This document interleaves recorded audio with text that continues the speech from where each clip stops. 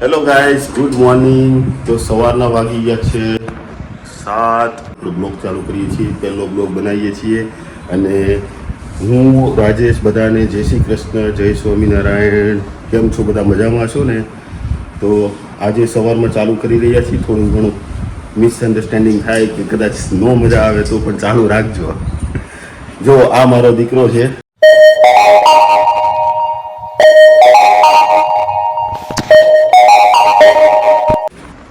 એ ભાઈ પાછળ જો, કેટલામાં ભણે છે? 9મો. અને આ મારી ગટોડી છે, આવડિયા ખોળામાં રહે ને ઈ, ઓલી મોટી રહી ને. શું નામ છે તારું? નામ છે કઈ? નામ ભૂલાઈ ગયું. હાર્મી. અચ્છા. ને આ મારા પત્ની, શું નામ છે તમારું? કિરણ. આ બેન કેટલામાં ભણે છે? ત્રીજું ભણે છે. જો અત્યારે એને છે ને કેવું છે ખબર છે કે સવારમાં એનું મૂડ કમ્પ્લીટ હોય ન હોય, આ તો ઉઠા પછી ખબર પડે અમને લોકોને. બાકી અત્યારે હવે એમ ન કહીએ કે આનું મૂડ કમ્પ્લીટ છે, તો મોસ્ટ ઓફ એનું મૂડ ઠેકાણે હોય નહીં જ્યાં સુધી સ્કૂલે ન જાય ત્યાં સુધી. એટલે અમારું એ ઘરનું એક એવું કેરેક્ટર છે ને જે મૂડમાં ન હોય એને મૂડમાં લાવવાનો પ્રયત્ન અમારે કરવાનો હોય. સવારમાં ઉઠે ને ત્યારથી ચાલુ થઈ જાય. અને છતાં એવું મૂડમાં આવી જાય. 2 વખત આમ કહી ને તાર નામ હું એટલે જો હમણાં જુઓ, તાર નામ શું છે? તાર નામ શું છે?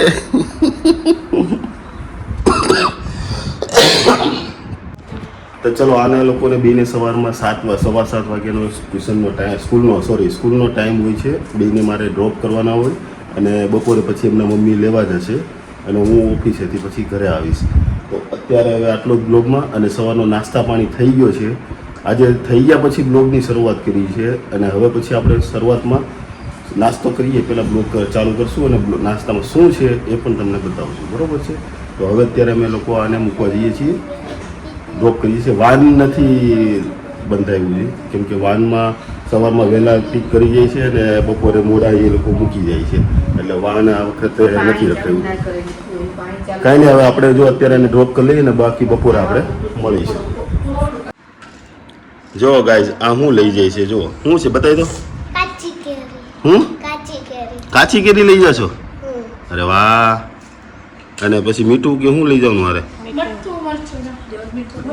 લાય તો આમ ઊંચું કરતો આમ ઓલું. કાચી કેરી જો. અરે હા, તને બહુ ભાવે કાચી કેરી? અને તને ભાવે તો તારે તું શું લઈ જશ નાસ્તામાં? વેફર ને કાચી કેરી. વાહ ભાઈ વાહ, સરસ લ્યો. જો અત્યારે આ લોકો નાસ્તામાં કાચી કેરી, વેફર ને એવું બધું લઈ જાય. ને આપણે જ્યારે ભણવા જતા તો એ શું આપતા? અથાણું રોટલી. એનસીએ બહુ તો સેવ, બીજું ક્યાં ખાય હતું. જલસા છે બાકી અત્યારે શું. હવે તો તારું નામ કહી દે આ બધાને. સરખું બોલ. હાર્મી. આખું નામ બોલ. અચ્છા, સરસ લ્યો. કેટલામ ધોરણ ભણે છે? 3જું ધોરણ. સરસ લ્યો. હેલો ગાઈસ, તો આપણે આવી ગયા છીએ ઘરે અત્યારે બપોરે લંચ ટાઈમ માટે. અને જો આ ઘરની અંદર જઈએ છીએ હવે. ચલો, આ ભાઈને જો લઈને આવી ગયો છું અને આ લોકો જમવા બેસી ગયા છે. શું વાત છે? કેમ અત્યારમાં જમવા? અને તું કેમ વાટ નથી જોતી? હા,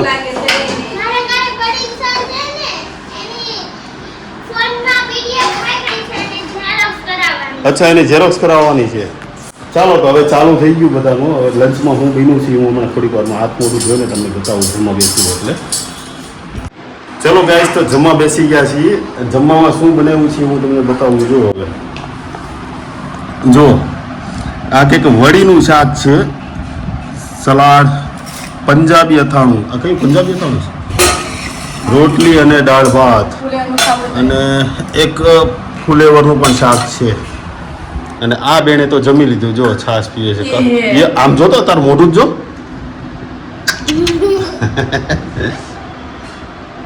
ચાલો, તો મસ્ત મજાનું જમી લઈએ ને જમીને પછી આપણે મળીએ. એ શું છે ઉપર બતાવી તો. કેવા કલરની?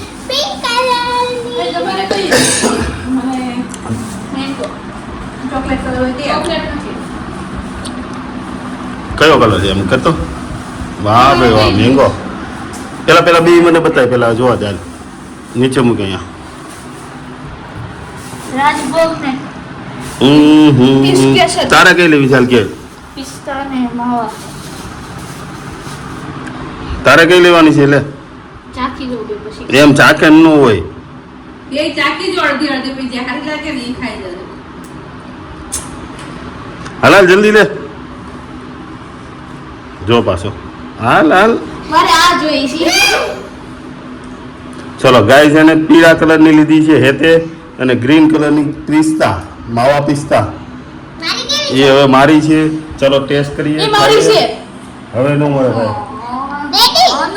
અલે આપણી વખતમાં કોણ ખાતું પીતું કોમેન્ટ કરજો જરા આ પેપ્સી ખબર આપણે સ્કૂલમાં ખાતા પીતા આ પેલા તો લાંબી આવતી પાણી નહીં આવતી અને પેલા પાણીની જ આવતી હવે તો દૂધની આવવા મળી વાહ સરસ છે હો કેવી લાગી તને પેપ્સી મસ્ત લાગ્યા હાલો ડેડો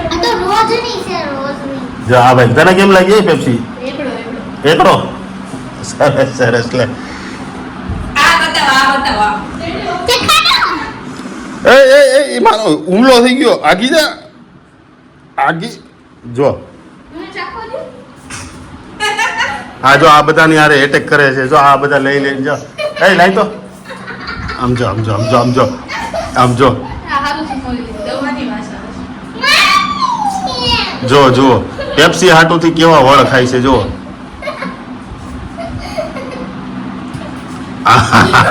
આમ જો ઓલા પેપ્સી લઈ લીધી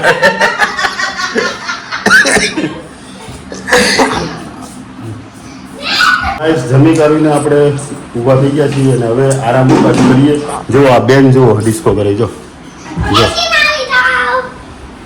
જો હવે આ રૂમમાં અહીંયા આ લોકોના આ જો તો આમ જો એ કેમ અહીંયા તમે આ શું કરો છો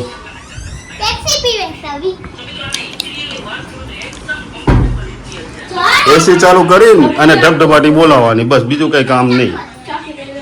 અરે હોમવર્ક ક્યારે કરવાનું શીખ્યો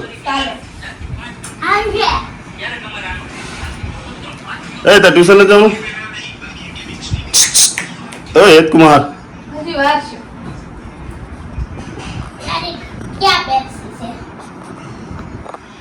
અને તું આમ જો ગાઈસ આમ જો હા છે ને ચલો ગાઈસ તો હવે થોડોક રેસ્ટ કરીને ફરીથી પાછા ઓફિસ જવા માટે નીકળી જઈશું અને સાંજે ફરીથી આપણે મળીએ અને સાંજે છોકરાઓની સાથે થોડીક મસ્તી કરશું જોઈએ કઈ રીતનો માહોલ છે સાંજે એટલે એ પ્રમાણે કરશું ચાલો મળીએ સર તો ગાઈસ ઘરે આવી ગયો છું અને રાતના વાગી ગયા છે 8 અને આ બેનનું જો આવી ગયું અત્યારથી ચાલુ થઈ ગયું આજ કીધી હતી ને તું આવડો હતો પીડીએફ પ્રિન્ટ કાઢવાની હતી ને આવી ગઈ ને બધી હવે આપણે ટ્યુબમાં કઢાઈ ત્યાં નહીં હારી આવતી તો હવે ભાઈ કરી રહ્યા છે હોમવર્ક કેટલું બાકી છે હજી તો બેઠો છું.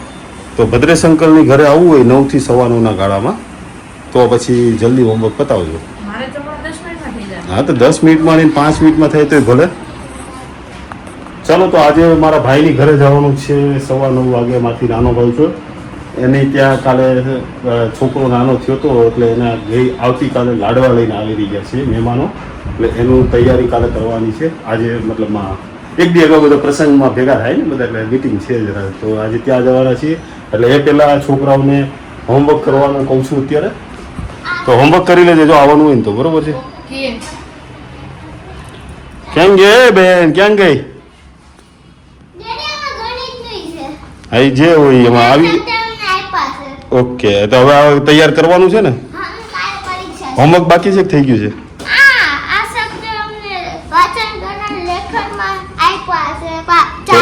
તો કેટલી વાર થાય કેટલી વાર લાગશે અત્યારે હોમવર્ક પૂરું